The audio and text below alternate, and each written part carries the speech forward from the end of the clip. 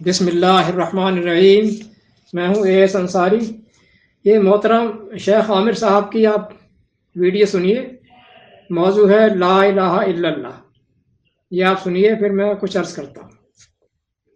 یقین کریں یہ بات نہایت ہی افسوس کے ساتھ کہہ رہا ہوں کہ آج اہل اسلام کی کثیر تعداد جو کلمہ پڑھنے والی ہے، نمازیں پڑھنے والی ہے، زکوٰۃ ادا کرنے والی ہے، روزے رکھنے والی ہے، حج کرنے والی ہے، ان سے اگر پوچھا جائے کہ لا الہ الا اللہ کا کیا معنی ہے، کیا مفہوم ہے، تو اکثریت نہیں جانتی، پتہ ہی نہیں ہے۔ کیوں؟ وہ اس لیے کہ ہم نے کبھی اس کلمہ توحید کو سیکھنے کی، سمجھنے کی کوشش ہی نہیں کی، اور جو لوگ ہمارے سامنے اس کلمے کا ذکر کرتے ہیں، اس کلمے کو بیان کرتے ہیں، وہ اس حد تک بیان کر کے رک جاتے ہیں کہ اللہ ہی خالق ہے، اللہ ہی مالک ہے، اللہ ہی رازق ہے، اللہ سے ہونے کا یقین آ جائے اور مخلوق سے نہ ہونے کا یقین آ جائے۔ یہ لا الہ الا اللہ کا معنی ہے، مفہوم ہے۔ محترم شیخ صاحب عامر صاحب نے تقریر تو کافی وزنی فرمائی ہے، کافی زوردار فرمائی، لیکن اللہ کے اور الہ کے مفہوم کو کلیئر نہ کر سکے۔ الہ کس کو کہتے ہیں یہ نہ بتایا کلیئرلی، اس کو معبود قرار دے دیا۔ معبود کیسا ہو گیا جناب؟ قرآن کریم نے سینکڑوں جگہ الہ اور اللہ کا لفظ استعمال کیا ہے، لیکن ایک جگہ بھی معبود نہیں کہا اس نے، حالانکہ عربی کا لفظ ہے نا معبود بھی عربی کا لفظ ہے، مفعول بوزن مفعول، لیکن قرآن نے استعمال نہیں کیا۔ تو پھر ہم اس پہ ڈسکس کرنے بیکار ہے، اس کو بیچ میں لانے بیکار ہے۔ معبود ہے ہی نہیں، الہ ہے، الہ پہ بحث کرنی کہ الہ کسے کہتے ہیں۔ اس کے لیے ہم شروع کرتے ہیں کہ نوع انسانی کے شروع سے، نوع انسانی کے دینی تصورات کا ایک قدیم عہد جو تاریخ کی روشنی میں سامنے آتا ہے، مظاہر فطرت کی پرستش کا زمانہ ہے۔ مظاہر فطرت کی پرستش، اسی پرستش نے بتدریج پھر اصنام پرستی کی صورت اختیار کر لی۔ اصنام پرستی کا لازمی نتیجہ یہ ہوا کہ مختلف زبانوں میں بہت سے الفاظ دیوتاؤں کے لیے پیدا ہو گئے، اور جوں جوں پرستش کی نوعیت میں وسعت ہوتی چلی گئی، الفاظ کا تنوع بھی بڑھتا چلا گیا۔ لیکن چونکہ یہ بات انسان کی فطرت کے خلاف تھی کہ ایک ایسی ہستی کے تصور سے خالی الذہن رہے جو سب سے اعلیٰ اور سب سے عرفہ تھی، سب سے اعلیٰ اور سب کی پیدا کرنے والی ہستی، سب کی پیدا کرنے والی ہستی، ایک ہستی ضرور ذہنوں میں رہی ہے۔ اسی لیے دیوتاؤں کی پرستش کے ساتھ ساتھ ایک سب سے بڑی اور حکمراں ہستی کا تصور بھی کم و بیش ہمیشہ موجود رہا، اور اس لیے جہاں بے شمار الفاظ دیوتاؤں اور ان کے معبودان صفات کے لیے پیدا ہو گئے، وہاں کوئی نہ کوئی ایک لفظ ایسا بھی ضرور مستعمل رہا جس کے ذریعے اس اندیکھی اور اعلیٰ ترین ہستی کی طرف اشارہ کیا جاتا ہو۔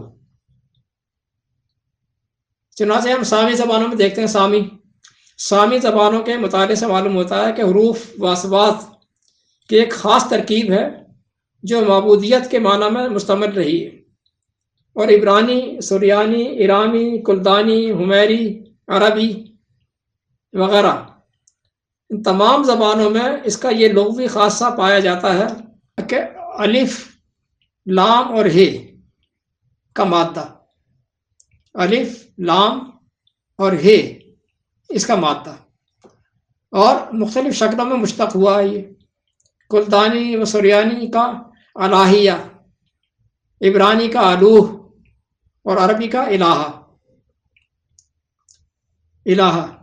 اور بلا شبہ یہی الہ ہے جو حرف تعریف کے اضافے کے ساتھ یہ اللہ ہو گیا۔ الہ، الف تعریف، لام تعریف لگ گیا ساتھ میں، تو اللہ ہو گیا۔ گویا کہ یہ اللہ لفظ جو تمام سامی زبانوں میں استعمال ہو رہا تھا کسی نہ کسی شکل کے اندر، الہا کے معنی کیا ہے؟ اس کی اصل ہے آلہا، آلہا، اور آلہا میں آ جو ہے یہ اس کے معنی تحیر، درماندگی کے، ہر یعنی زبان کے اندر رہے ہیں، ہر زبان میں اس کے معنی تغیر اور درماندگی، کسی مافوق الفطرت طاقت کا ہونا، تحیر، درماندگی، کسی مافوق الفطرت طاقت کا ہونا۔ الہا اور اللہ کو لغت کے اعتبار سے آپ نے جان لیا کہ اللہ جو ہے یہ معرب باللام پر جو ہے الہا کا اللہ بن گیا، یہ آپ نے دیکھ لیا۔ معبود الہا کا بدل نہیں ہے، یہ ہم بتا چکے ہیں۔ معبود بھی عربی کا لفظ ہے لیکن قرآن میں استعمال نہیں ہوا، لہٰذا اس سے ہم بحث نہیں کریں گے۔ اب الہا کے مختصر اور سادہ سا مفہوم کو لیتے ہیں، مفہوم کہ فطرت تک تو آپ اس کو آپ سمجھ لیجئے، الہا کے مفہوم کو آج سمجھ لیجئے۔ فطرت تک تو انسان کی رسائی تھی اور ہے، فطرت تک، نیچر تک۔ ما فوق الفطرت، سپر نیچر، ما فوق الفطرت کسی کام کی رسائی انسان کی نہیں تھی اور نہ ہے اور نہ ہوگی۔ بس الہا وہ اس ہستی کو کہتے تھے، اسے کہتے تھے جو ما فوق الفطرت رسائی رکھتا ہو، ما فوق الفطرت رسائی رکھتا ہو۔ اس مقصد کے لیے بہت سی حاجات پوری کرنے کے لیے لوگوں نے بہت سے الہا تراش رکھے تھے، بیٹی بیٹا دینے والا، بارش برسانے والا، دکھ تکالیف دور کرنے والا، وغیرہ وغیرہ تراش رکھے تھے کہ ان کے پاس ما فوق الفطرت طاقتیں موجود ہیں، ما فوق الفطرت طاقتیں موجود ہیں، ان کے پاس شکتی ہے، یہ شکتی رکھتے ہیں، ما فوق الفطرت شکتی شالی۔ قرآن نے کہا نہیں بھائی، یہی تو سارا بگاڑ ہے۔ دیکھیں آپ یہ لا الہ کی تشریح یہاں پہ کن الفاظ میں کی اللہ تعالیٰ نے، کہتا ان القوت للہ جمیعا۔ تم جو سمجھتے ہیں نا ما فوق القوت فطرت ما فوق الفطرت قوتیں کسی اور کے اندر بھی ہیں، جس کو تم بڑا الہ سمجھتے ہیں، اس کے علاوہ، اس سے نیچے، اس سے برے کچھ اور ہستیوں کے اندر بھی ہیں وہ قوتیں۔ نہیں، یہ سب جھوٹ ہے، یہی تو غلطی ہے تمہاری۔ ان القوت للہ جمیعا، تمام کی تمام قوتیں صرف اللہ کے پاس ہیں، 2/165۔ یہ ہو گئی جناب عالی لا الہ الا اللہ کی تشریح۔ ان القوت للہ جمیعا، کوئی ما فوق الفطرت قوت نہیں رکھتا کسی بھی قسم کی، اللہ رکھتا ہے، بس صرف اللہ کے پاس ہے۔ ان میں سے کسی کے پاس کوئی قوت نہیں ہے، ساری قوتیں اس بڑے کے پاس ہیں، اس بڑے کے پاس جسے تم اللہ کہہ کر پکارتے ہو۔ اللہ کے تصور سے ناآشنا نہیں تھے مشرکین مکہ، اللہ کو مانتے تھے، جانتے تھے، اللہ کو اس کائنات کا خالق مانتے تھے، ساری چیزیں مانتے تھے، ایسا نہیں کہ اللہ کو نہیں مانتے تھے۔ وہ فطرت تک تمہاری رسائی ہے، فطرت تک تمہاری رسائی ہے۔ فطرت سے اوپر صرف اللہ کی رسائی ہے، فطرت سے اوپر صرف اللہ کی رسائی ہے۔ یہ لا الہ الا اللہ کا مطلب، فطرت سے اوپر صرف اللہ کی رسائی ہے۔ درمیان میں سب اس کے مخلوق ہیں، سب اس کے مخلوق ہیں، جو تمہیں مظاہر نظر آتے ہیں نا، یہ فطرت کے مظاہر، چاند، سورج، ستارے، آگ، پانی، وغیرہ وغیرہ، اور بشمول انسان، تمام انسان، یہ سارے کے سارے اللہ کی مخلوق ہیں، اللہ کے آگے سرنگو ہیں، اللہ کے آگے مجبور ہیں، کچھ بھی نہیں ہے، ساری قوتیں اللہ کے پاس ہیں۔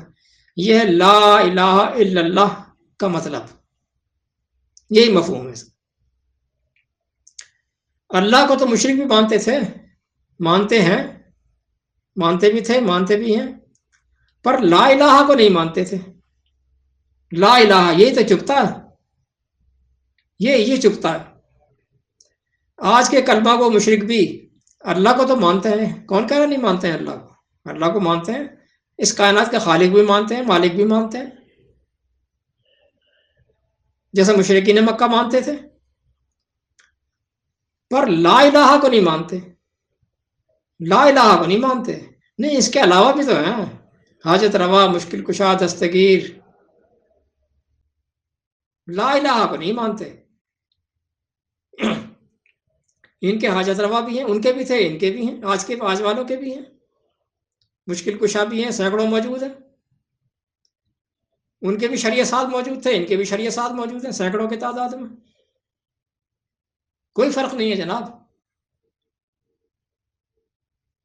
بس اتنے ایک فرق کے ساتھ کہ لا الہ الا اللہ کو یہ منہ سے مانتے ہیں، بس اتنا ہی فرق ہے ان مشرکین مکہ میں جنہیں مشرک کہتے ہیں المشرکین، اور ان میں بس اتنا ہی فرق ہے کہ وہ زبان سے بھی نہیں مانتے تھے، یہ زبان سے مانتے ہیں، یہ فرق ہے.